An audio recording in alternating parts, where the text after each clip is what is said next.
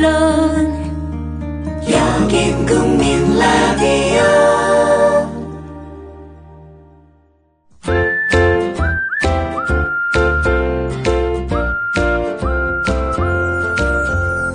투표하세요. 세상은 바뀝니다. 투표하세요. 행복을 느껴봐요.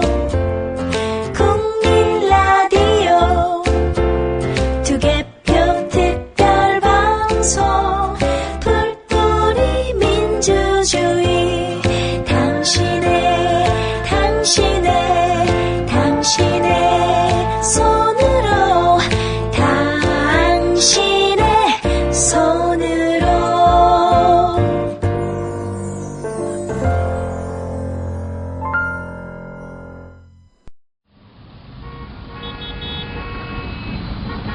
부장님, 대리운전은 뭐 부를까요? 아, 대리운전 블랙박스 주는 1800-6606 대리운전이 있지 않은가? 아, 20회 이용시 블랙박스를 주는 1800-6606 블랙박스 대리운전이요? 그럼 검색창에 블랙박스 대리운전을 검색해보게. 홈피에는 다양한 사은품들도 있다네. 저기 부장님, 블랙박스 대리운전에서는 국민TV에 후원도 한다면서요. 자네도 블랙박스도 주고 후원도 하는 1800-6606 이용하게. 역시 대리운전은 1800-6606. 네, 오늘 투개표 특별방송 관계로 뉴스바가 쉽니다. 대신에 조간 브리핑을 김용민 PD로부터 한번 받아보겠습니다. 네, 오늘자 조간신문이 다룬 기사들 살펴보겠습니다. 예. 김용민 PD입니다. 안녕하십니까? 안녕하십니까. 예. 한겨레 사설부터 보겠습니다. 대통령 레임덕 위기론의 허구성, 이런 제목입니다. 예. 육사지방선거에서 새누리당이 중점적으로 내세운 것이 이른바 레임덕 위기론입니다. 이게 막판, 특히 어제 맹위를 떨쳤던 새누리당의 호소 논리입니다. 이게 우리를 찍어달라, 이런 호소의 논리입니다. 새누리당이 선거에서 패하면 박근혜 대통령의 리더십이 흔들리고 급격한 권력 누수 현상이 빚어져서 국정마비 사태가 올 것이다, 이런 주장이죠. 예. 그렇기 때문에 이번에 박근혜 대통령을 밀어주시는 차원에서 새누리당에게 지지해 주십사, 이렇게 유권자들에게 간청을 했던 겁니다. 과연 지방선거 결과에 따라서 박근혜 대통령에게 그런 상황이 올 수 있을까? 레임덕이 올 수 있을까? 한겨레는 아무리 봐도 그럴 가능성은 없어 보인다, 이렇게 진단합니다. 예. 세월호 참사라는 초대형 악재 속에서도 박근혜 대통령 지지율은 결코 일정선 이하로 떨어지는 법이 없었죠. 지역, 이념, 계층, 세대별로 강고하게 포진한 지지층은 여전히 박근혜 대통령에게 변함없는 사랑과 성원을 보내고 있다는 겁니다. 여권에게 대통령을 무시하고 조기 대선 행보에 나설 만한 미래 권력이 존재하는지도 의문이다. 한겨레가 이렇게 일침을 놓았습니다. 예. 사실은 차기 주자가 있으면 그 주자에게 힘이 쏠리게 되고, 따라서 현 대통령의 힘은 빠지게 돼 있죠. 근데 새누리당에게 그런 미래 권력이 있느냐? 한겨레가 묻고 있는 겁니다. 한겨레는 그러면서 혹시 여권이 말하는 레임덕이라고 하는 것이 대통령 앞에서 장관들이 고개도 못 드는 상황의 변화를 의미한다던가, 여당을 청와대 수족으로 부리는 이런 상황이 종전보다 다소 수고를 들여야 하는 것이라면은, 과거에는 그냥 한마디만 하면은 여당이 꼼짝 못했는데, 예. 이 지방선거에서 져가지고 박근혜 대통령에게 위기가 닥치면은 앞으로 청와대가 여당에게 뭔가 하명을 할 때 수고를 들여야 한다는 거죠. 고생을 해야 된다는 거죠. 절차 따지고, 그리고 또 공손해야 하고, 그리고 사리에 맞는 그런 요청만 해야 되고, 그런 상황이 온다면 오히려 환영할 만한 일이다. 한겨레는 이렇게 말하고 있습니다. 예. 지금은 과도하게 차고 넘치는 박근혜 대통령의 권력에서 배수가 필요한 시점이다. 배수. 물을 좀 빼야 된다는 얘기입니까? 예, 그렇습니다. 인권을 무시하는 반민주주의적 공안 통치의 약화, 검찰 같은 권력기관의 정치적 중립성에 대한 과도한 통제가 조금 무뎌진다는 뜻에서 권력 장악력 약화는 그런 의미에서 바람직한 일이다. 라는 이야기입니다. 결국 이번 지방선거는 그 결과에 따라서 박근혜 대통령에 대한 자극과 경고의 계기가 될 수 있을지는 몰라도 레임덕과는 무관하다는 거지요. 현 정부의 무능과 무책임에 대한 심판이 곧바로 대통령의 레임덕과 동의어는 아니라는 겁니다. 오히려 더 우려스러운 것은 지방선거 결과가 박근혜 대통령의 오만과 불통을 더욱 강화하는 쪽으로 작용하지 않을까 하는 점입니다. 이게 한겨레 논지인데요. 예.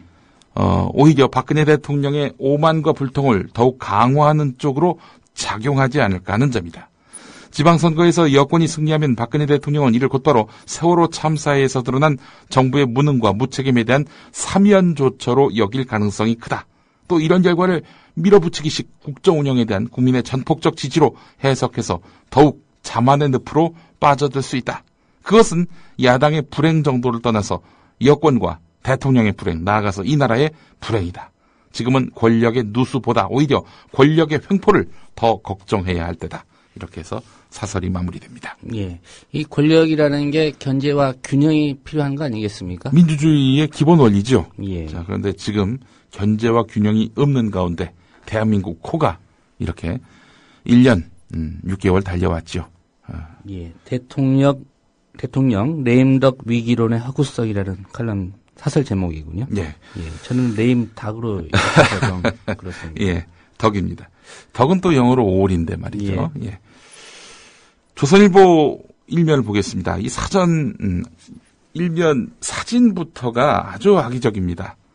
정몽준 후보는 완전히 무릎을 꿇은 채 머리를 숙이고 있는 상태고, 박원순 서울시장 새정치민주연합 후보 역시도 어제 빗바닥에서 무릎을 꿇고 시민들에게 큰절을 올렸거든요. 예. 근데 사진은 꿇을지 말지 좀 엉거주춤한 자세입니다. 마치 예.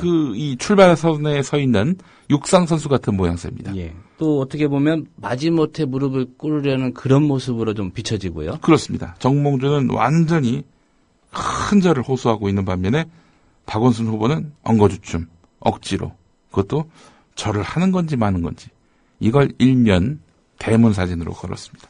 조선일보가 말이죠. 제목은 이렇습니다. 박빙 선거 시도 10곳 예측 불허, 이렇게 돼 있다는 거죠.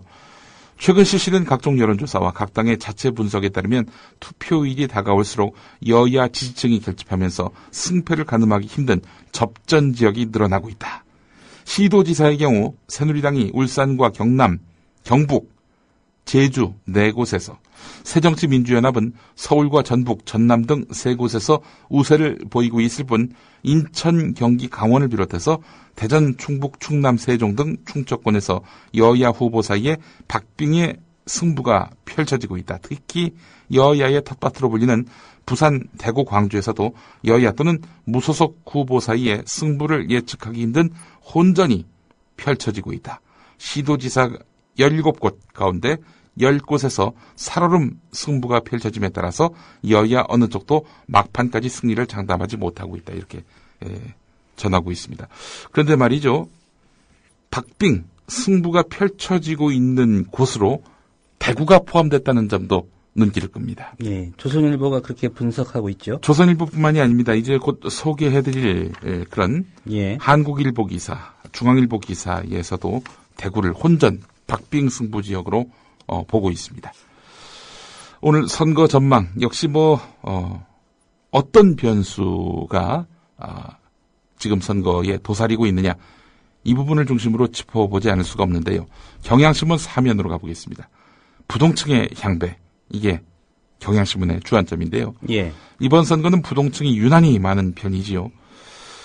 지난 지방선거에서는 1에서 10%대였는데 이번은 16.7에서 21.8%였다는 겁니다. 2배 이상 높은 수치라는 거죠. 부동층에는 물론 실제 표심을 정하지 않은 사람, 그리고 정하고도 밝히지 않는 사람이 섞여 있는데, 정하고도 밝히지 않는 사람들이 많을수록 투표함을 열었을 때 그간의 여론조사 흐름이 빗나갈 가능성이 높습니다. 반면에 실제 표심을 정하지 못한 사람 같은 경우 투표를 안 할 공산도 크거든요. 예. 그렇기 때문에 승부에는 별 여파를 미치지 못한다는 거지요. 자, 그렇다면은 표심을 정하고도 밝히지 않은 사람이 더 많을지 적을지 알 수가 없습니다. 다 묶여서 부동층 이렇게 분류되고 있기 때문입니다.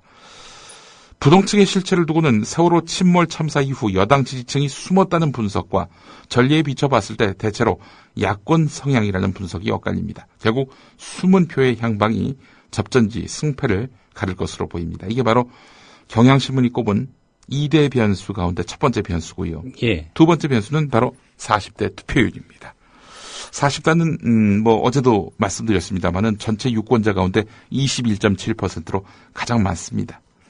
야권 성향이 높은 2030 세대와 여권 성향이 높은 50대 이상 유권자 사이에 낀 세대인데 캐스팅 보트를 준 것으로 이렇게 해석이 됩니다. 지난 대선 때는 박근혜 44.1, 문재인 55.6 이런 지지율을 보여서 야당 쪽에 살짝 기운 그런 양태였는데 예. 자, 이번 그 세월호 참사 이 과정에서 앵그리맘의 출현 이걸 여론조사 전문가들은 주목하고 있지 않습니까? 앵그리맘이 얼마만큼 정부에 대한 불만족 정서를 표출하게 될지 주목할 부분입니다. 특히 앵그리맘 같은 경우에는 여성들 아니겠습니까? 예. 40대 여성들은 비교적 여당 쪽에 기운 투표를 하는 경우가 전통적으로요. 많습니다. 그런데 이 앵그리맘의 그 현재 실체를 보게 되면은 여당 지지하다가 야당 지지하는 그런 양상이 뚜렷하거든요.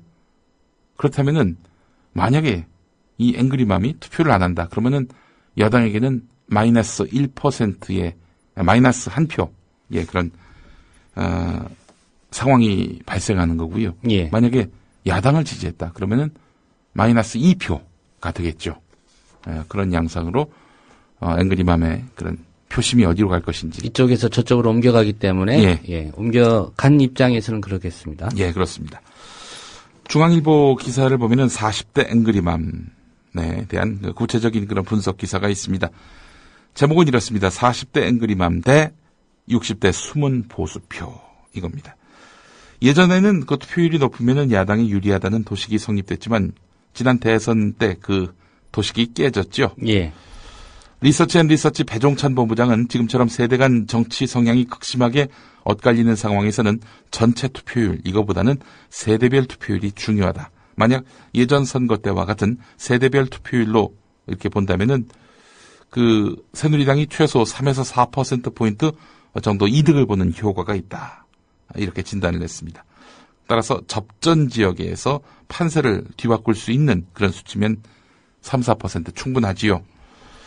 자, 그런데 이 40대 여성층을 일컫는 이른바 앵그리맘 현상이 투표로 이어질지 이게 또 하나의 변수가 되고 있습니다.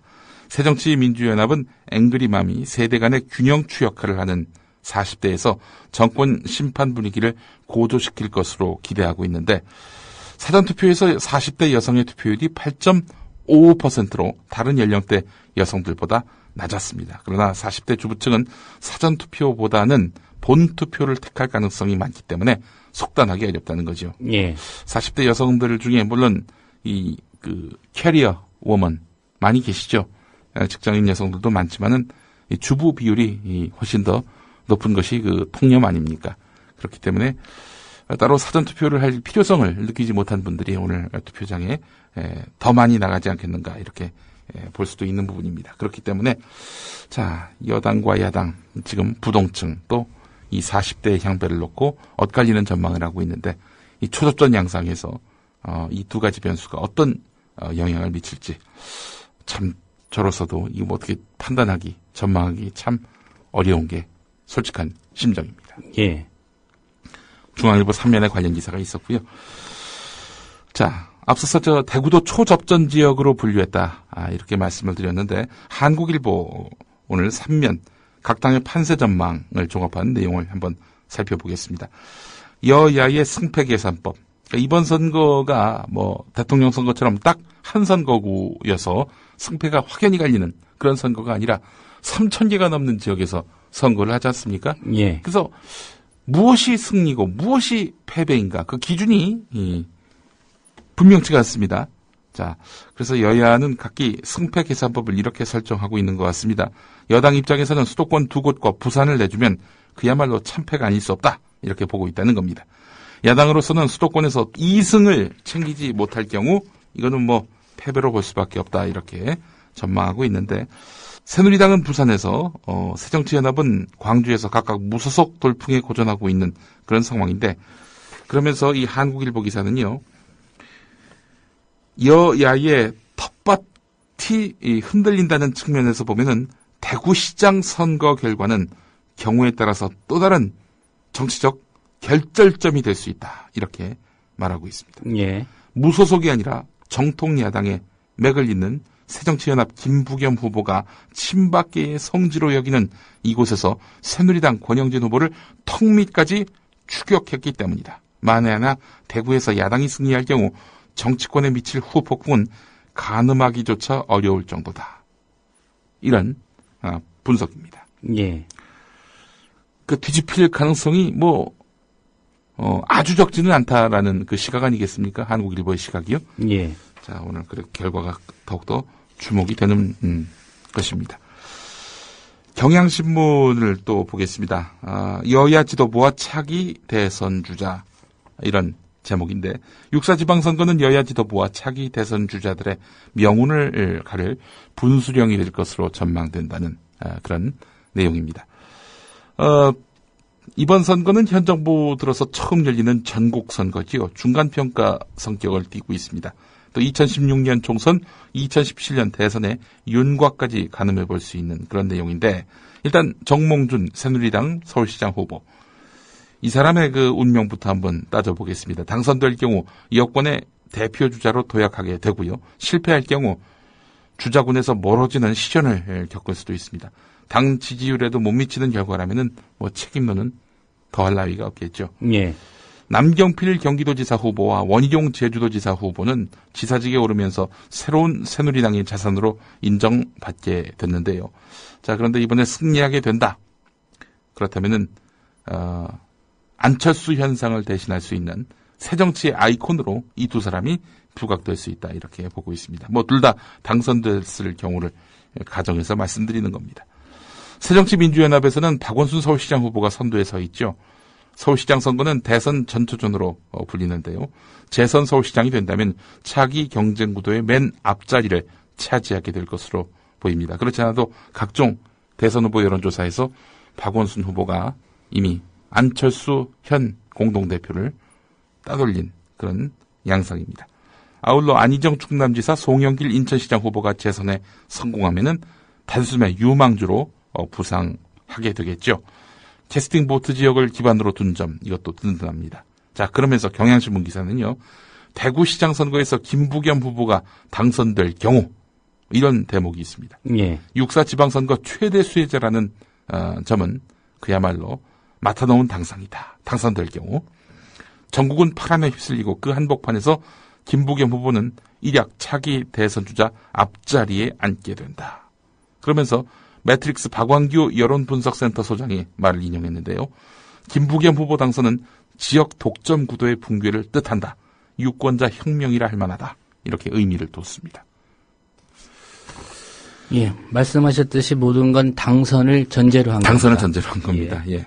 물론 이제 김부겸 후보 같은 경우 안 될 곳에 나가서 출마를 했기 때문에 상당한 격차로 여당 후보를 위협했다면은 그 자체도 낙선이라도 정치적 자산을 안게 되겠죠. 예, 근소한 격차로요. 네, 그렇습니다. 예. 안철수 공동대표 만약에 광주시장에서 이게 일을 그르칠 경우 윤장현 후보가 질 경우 예. 이건 어마어마한 또 정치적 후폭풍에 휘말리게 될 것으로 보입니다. 부정적 후폭풍에 휘말리게 될 것이 분명해 보입니다. 자, 지금 이 서울시장 선거가 지금 우열이 확연히 갈렸다. 여야의 공통된 그 평가 아니겠습니까? 서울시 교육감, 이게 또 다른 관심거리로 부상을 했습니다. 잘 아시는 대로 고승덕 후보의 친딸이 아버지는 교육감 자격이 없다라면서 페이스북에서 이런 입장을 표명해서 지금 서울시 교육감 선거 판세가 막판 안개 속으로 빠져들었는데요. 이번 변수가 고승덕 후보와 함께 보수층의 지지를 나눠 가졌던 문용린 후보에게 유리하게 작용할지.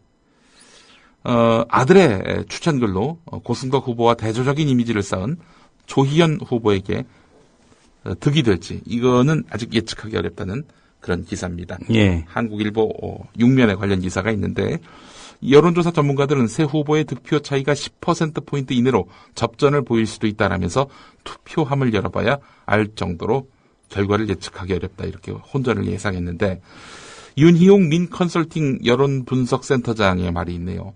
보수색이 뚜렷한 문용린 후보와는 다르게 고승덕 후보는 30, 40대 젊은 층에게도 긍정적인 이미지가 있기 때문에 악재로 떨어져 나갈 고승덕 후보의 지지율이 진보 후보인 조희연 후보에게 상당 부분 옮겨갈 가능성이 있다 이렇게 내다봤습니다. 그러면서도 선거 직전까지 문용린 후보와 조희연 후보 간의 격차가 좁혀지지 않는다면 다수의 여론조사에서 2위를 기록했던 문용린 후보에게 실질적인 수혜가 갈 수 있다 이렇게 또 분석하기도 했습니다. 한국일보의 분석이었고요. 예. 경향신문을 보겠습니다. 서울시 교육감 선거, 이 문용린 후보 쪽에 이런 파행적 관권 선거, 이 논란이 어디까지 이어질지 이게 도대체 가늠하기 힘듭니다. 문용린 교육감, 현 교육감이죠. 후보기도 하면서 문용린 교육감의 서울시 교육청 대변인이 관권 선거 논란의 중심에 섰습니다.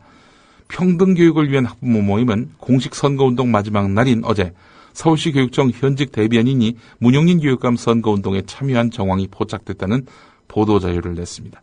서울시 교육청 대변인이 장명수 씨란 사람인데 이 사람이 문용린 교육감을 지지하는 내용의 코멘트와 인터넷 기사, 다음 아고라 글을 수차례에 걸쳐서 시교육청 일반직 4급 공무원에게 보내왔다는 겁니다.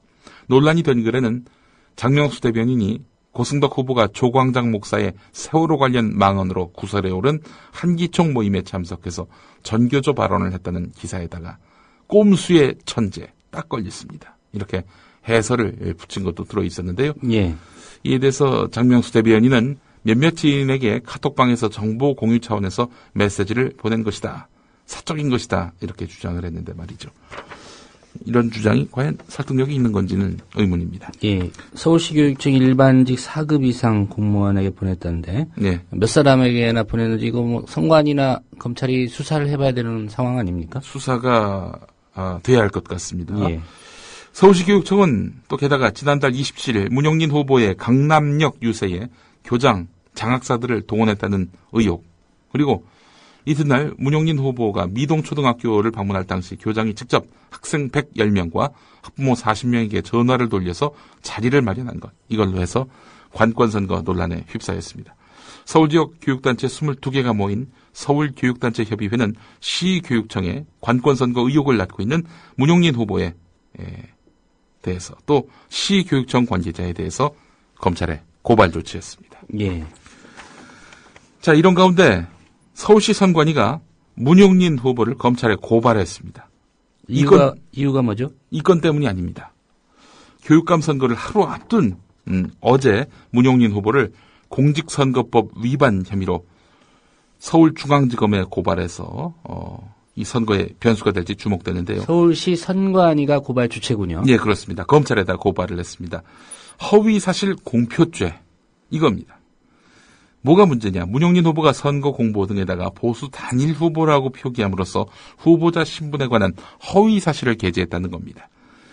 사실 그 보수 단일 후보 무슨 이건 뭐 인증을 받거나 혹은 뭐 자격증을 따서 붙일 수 있는 명칭도 아니고요. 임의적인 명칭이긴 하지만 예. 고승덕 후보가 문제 삼다 보니 서울시 선관위가 따져봤고 결국 이것이 허위사실 공표의 다름 아니다라고 서울시 선관위가 판단한 것 같습니다.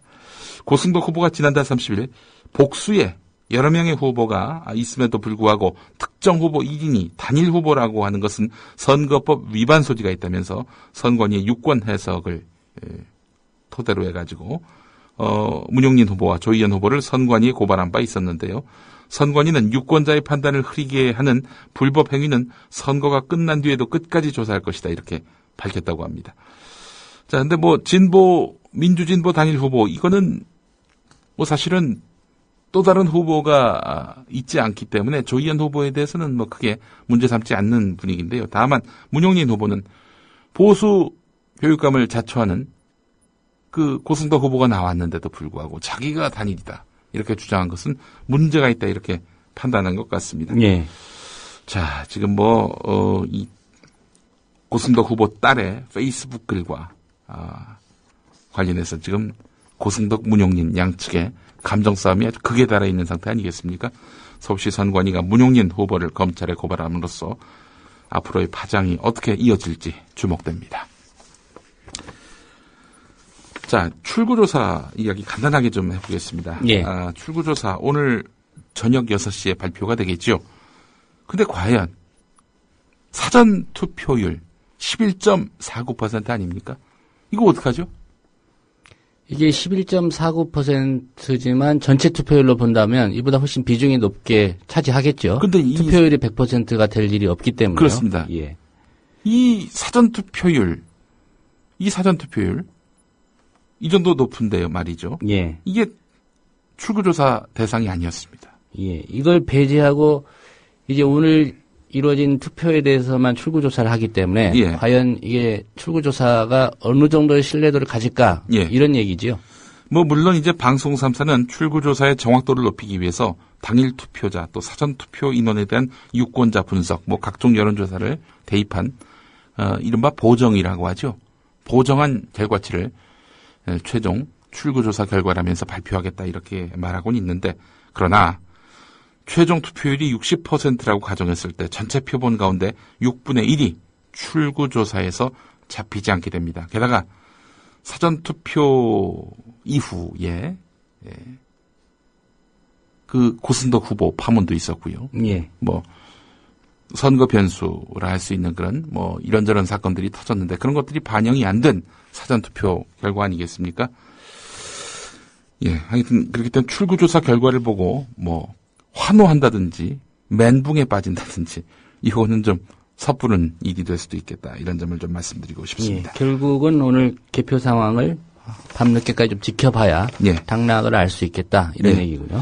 자, 한국일보 신면 기사 하나만 더 소개하고 제가 물러가겠습니다. 2007년, 2008년 검찰의 삼성특별수사본부와 삼성특검의 조사 내용 가운데서 김용철 변호사가 황교안 법무부 장관에게 삼성의 금품을 전달한 의혹에 대해서 뭐 그동안 한국일보가 보도했었죠. 황교안 장관도 삼성 떡값 받은 거 아니냐 이런 의혹이었는데요. 예. 자, 이에 대해서 법원이요. 황교안 장관이 진술하지 않았겠습니까? 그 진술 조서를 공개하라 이런 결정을 내렸습니다.